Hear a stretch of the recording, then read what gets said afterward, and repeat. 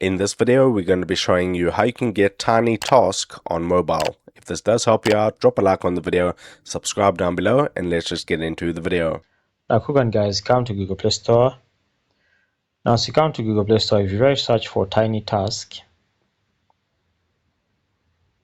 like SARS, try to search for it, you may not see it, you may see a lot of things. But the quickest way to do this is to just go ahead and restart your Play Store like that.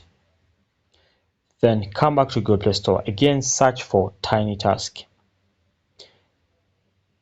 Now, as you're searching for TinyTask, come over here and then choose a rating to be all. Okay.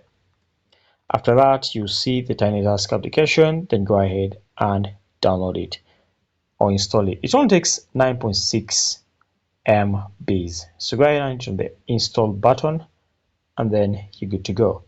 Thanks for watching, guys. We shall meet